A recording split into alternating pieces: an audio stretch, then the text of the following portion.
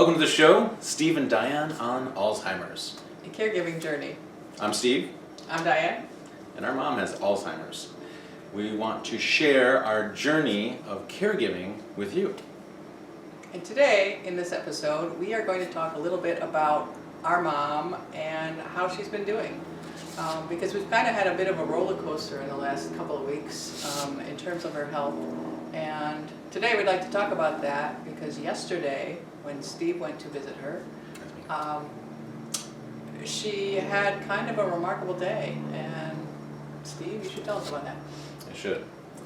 Well, let's preclude that with a week ago Sunday, so that's like a week and a couple days ago, I went to visit her, and for the last couple times, every time I went in there, it looked worse. You know, she had fallen, and then they decided that she was struggling, and they put her in a wheelchair. So she was in a wheelchair and bound in this wheelchair, and she was struggling to get up. She wanted to get up, but her confidence in standing and walking was a wreck. And her weakness. She really did not have the strength to didn't stand. seem like it, no. She seemed frail. Yeah, and she seemed more frail every time I walked in. More frail as the days went by, yeah. So then we went in, she was in the wheelchair, and the next time I went in, apparently her pulse ox had gone down, so she was on oxygen now, and so she's in this wheelchair and on oxygen, and then that made her look much more sick and much more frail. And then the time before yesterday when I went in, she was in bed all day, and they had her propped up, and she had swelling in her legs, and her legs were propped up, and she was on oxygen and in the bed, and she was in and out of being awake with me and falling asleep. Right. She was very much in and out of awareness over the past few weeks, like very much didn't seem quite there during that time, whereas we hadn't encountered that very often in the past. No. I think we talked a little bit before in a couple other episodes. She kind of went up and down in like a sine wave, and she would do well for her, and then she would decline a little bit, and then she would come back up and do pretty good. I don't know if she ever recovered back all the way to the same point, but there is a decline, I think, and so anyway. And she'd often sleep for days. Yeah, right. Yeah, right. She would sleep when there was a change in what she was able to accomplish. Yeah. You know, and what skill level she had, I guess, is how to say it. She would sleep for a couple days, and then she would bounce back. And she would bounce back, right. And I don't know if that happened or not, but so anyway. That did happen. Yesterday, and it's getting to be spring here. Yesterday was a beautiful sunny 80 degrees, our first 80-degree weather here in Michigan, and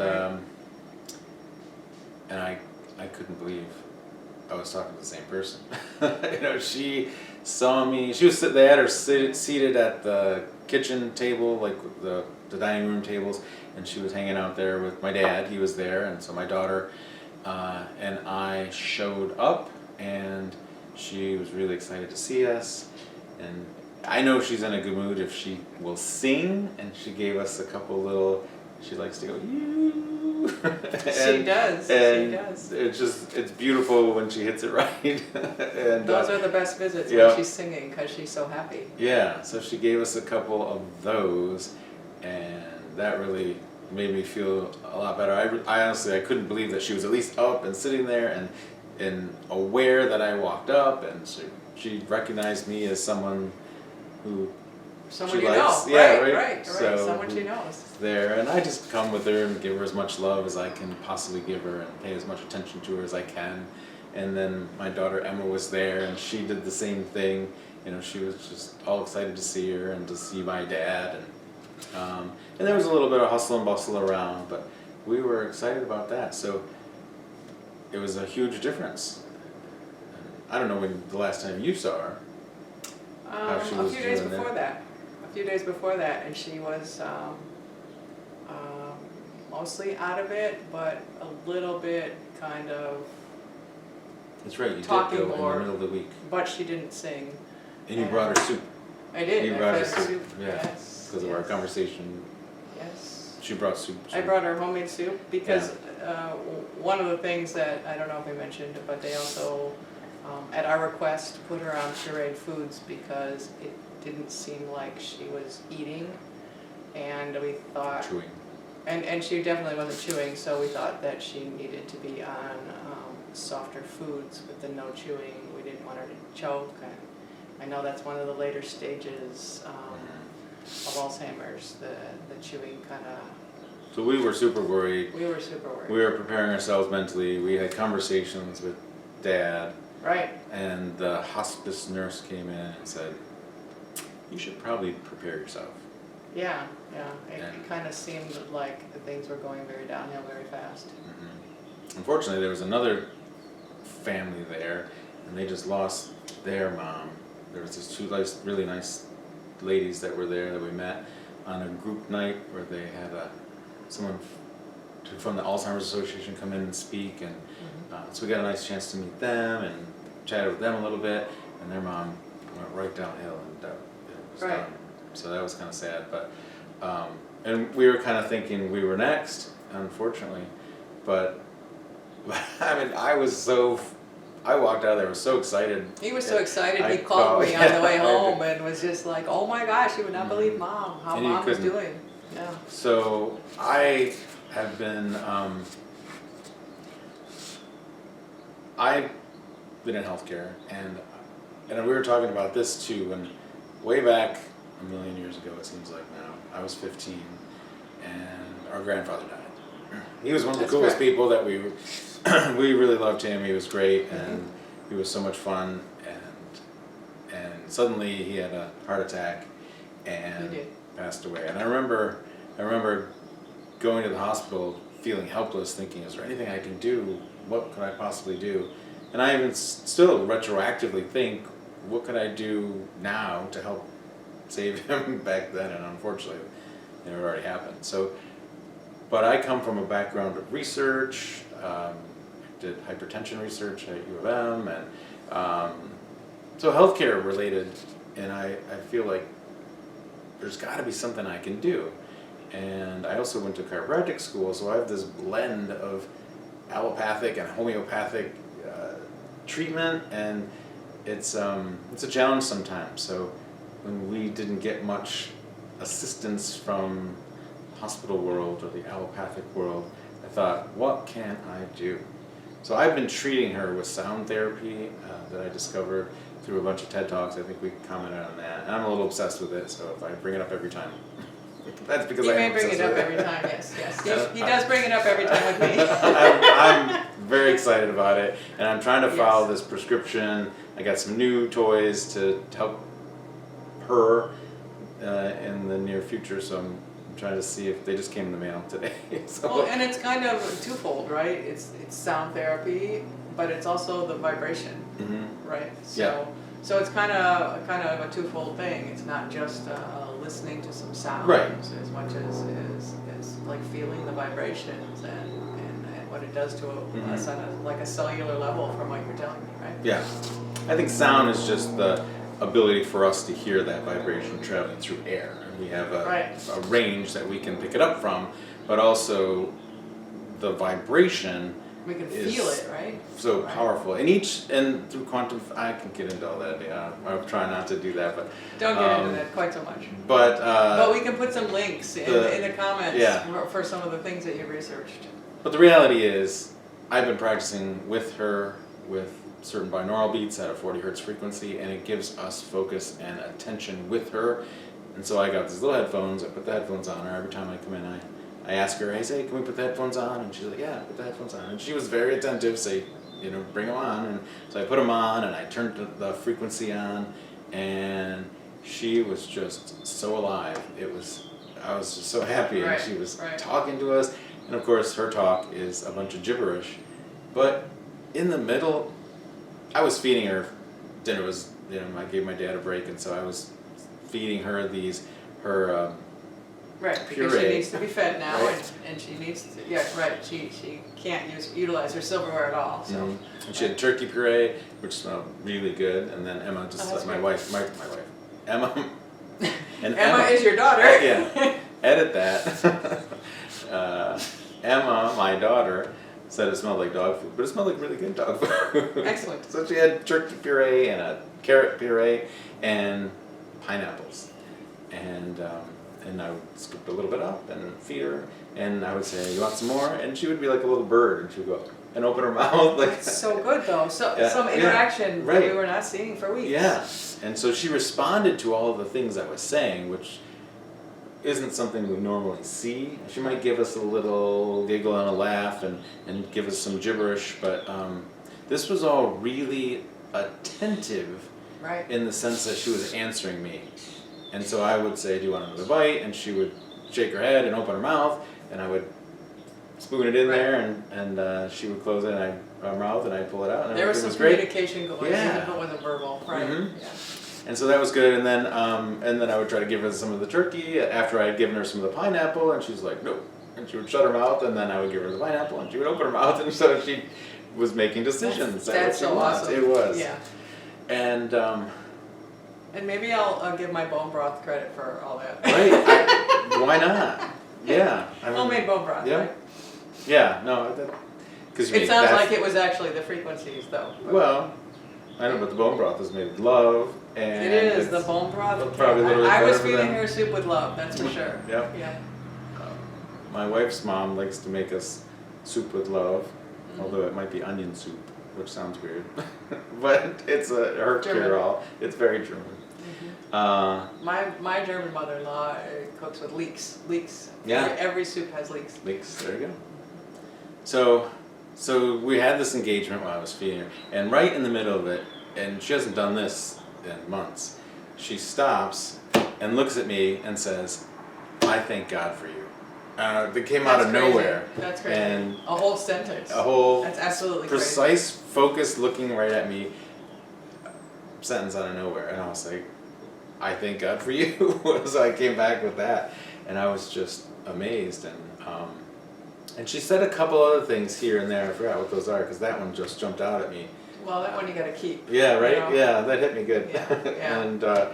And Emma and my dad heard it, and they Right. were there with it, and they're like, Right, and because so often too, we get that she kind of knows we're there for her, or she kind of maybe looks like she's happy to see us, Yeah. but we haven't been sure for a very long time she has any clue who we are. mm-hmm.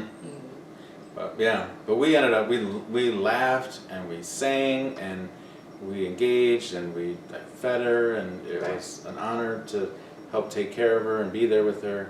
And I just walked out of there just aglow because I couldn't believe it. And Emma was as well. She's like, "I can't believe how good that was," because I think we both went in there I'm sure you expecting prepared worse. her for, right. Yeah, I did. Right, Grammy is really frail Yep. and not doing well right now. And she kept saying all week, "Let's go see Grammy, let's go see her."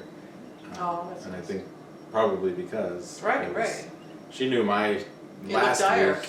Last week, she knew my mood shifted very dramatically Right. in the wrong direction because of my visit with her. Right. But I did the same thing. I did the frequency with headphones, the binaural beats, and I have tuning forks now. I got certified in sound therapy, and I tuned her as the best I could. And then even this time when I saw her, I put the headphones on her and I gave her a full 40 hertz for focus, and then I gave her a solfeggio bath, which are the 9 solfeggio frequencies, and it was So that's just something that you play, yeah. I had it on and headphones. she listened on the Yeah. headphones. And then I've been learning about biofield tuning, and I have tuning forks now as well, and so I took the tuning forks and I would take it in and see where her electromagnetic field would be, and I would just find where there were discrepancies, and you could feel the differences. It's sluggish, you can go in like smoothly, and all of a sudden your arm will stop, and you're like, "What's going on here? Why is all that? What's energy blocking me there?" And so I would kind of comb that through, and I got through a little bit and gave her a little bit more, and that was pretty cool. And the swelling in her legs was down. She didn't have hardly any swelling in her legs. Her hands and her legs were a little cool, but I don't know if it was just because she was inside. They weren't cold, they were just cool, right? Right, it's better than hot. Yeah, right. You know, And when they're yeah. swollen, sometimes they're kind of warm, so Mhm. that's probably good. Right. That was another thing that was happening, is she was getting some swelling in her legs and feet. Yeah. Yeah, and that made us really nervous, but. Well, and you know, they were all things, because we're both, you know, research nerds. You know, the first thing we did was, okay, late stage Alzheimer's, you know, what kind of things happen, and, you know, trouble breathing, and, you know, trouble chewing and swallowing, and, you Yeah. know, not being able to walk anymore, just having, you know, some overall weakness and not having control over the body like that. You know, all are things in very late stage, so we were getting kind of nervous about that. Yeah. But we don't know what this means either. I mean, we don't know if one great day means, Yeah. you know, Yep. the last hurrah, or one great day means, yeah, maybe she's feeling better, you know. I'll tell you though, every morning I wake up and I pray, I say my mantra, Right. and I can't believe I'm turning this new age guy. I like it. It's just, I feel so empowered now, and I just feel like I have control, whereas I didn't feel like I had a whole lot of control before. Now I feel like I We're have a very lot of opposite on control. that opinion of that. I feel like there's not a lot of things that we can control in this life, and I'm okay with that, though I've made peace with that, and that makes me feel better. Yeah. So we're a little opposite in that Mhm. way. But that's good. I feel like I have so much control, and I am appreciative of that. But I would pray and give gratitude that I Sure. have her, and I can help her, and I can care for her like she did for us, Right, right. and I'm just so grateful that I have an opportunity to learn and treat her or help her realign. Because if you look at all the cutting edge self-help, I guess, if you want to put it that way, with Joe Dispenza and all the other lecturers out there, you know, they want you to think your way to more of a healthy state, and in the future state, you're giving gratitude for I'm healthy again, and I appreciate that, even though you're not healthy yet, but you're telling your body you're healthy and you're feeling good and all that. But then if you think about somebody with Alzheimer's or dementia, they've taken that away from them because they can't think that way. So how do you handle that? And so I would take her hands and I'd say, let's pray, let's give thanks for being strong and healthy, and I give gratitude that God gave us the ability to be healthy and to think clearly and communicate and have such a loving family. And so even though she couldn't necessarily, probably as far as we know, think for herself and to do those things for Or herself. maybe even understand what's Yeah. happening, but So and she We was don't know. very into that. Like, she gave me her hands and she kind of bowed down a little bit, and we did that several times. And now when I do the tuning on her, she seems to be very appreciative of it. Like, she Right. seems to be very accepting of it and allows me to do that.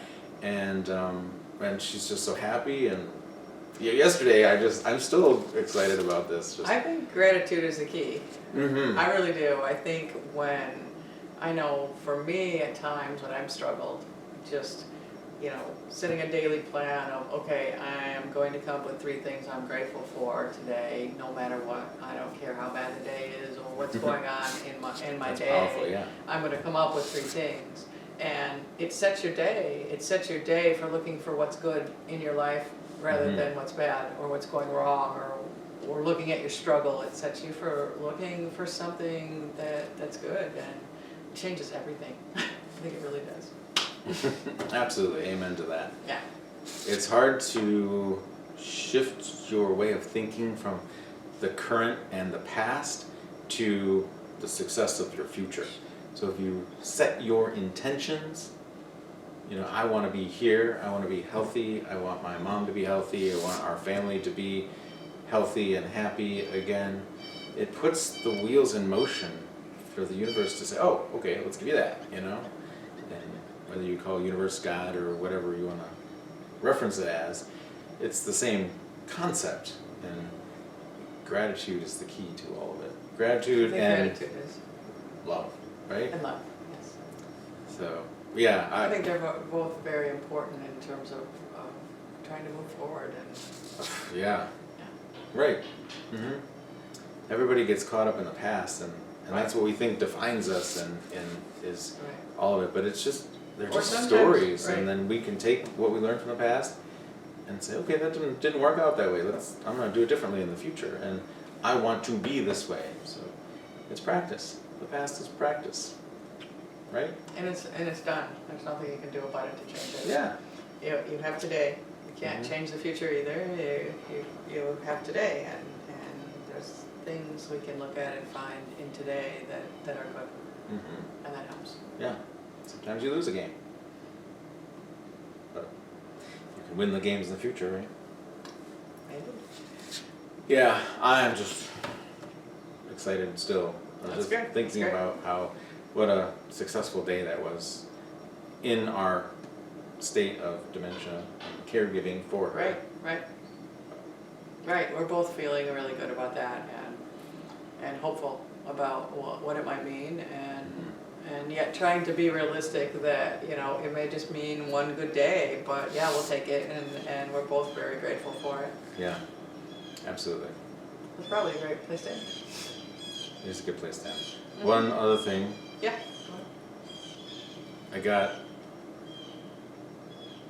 a vibrational therapy chair that sends vibration through the body, so I bought it because it was in that TED Talk, and it was part of the prescription for treating a patient with Alzheimer's, and I just got it today. I'm excited to put it to use and see what it can do for my mom and for dementia, and even all of us, just there could be lots of different things. If you set a certain frequency, that frequency tends to alleviate certain symptoms, and I'm anxious to see what it can actually do.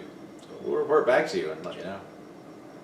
All right. I could end with that. All right. Thanks. You're not alone. We're thinking of you, and we appreciate you joining us today. Thank you for listening to our story. See you next time. Cheers.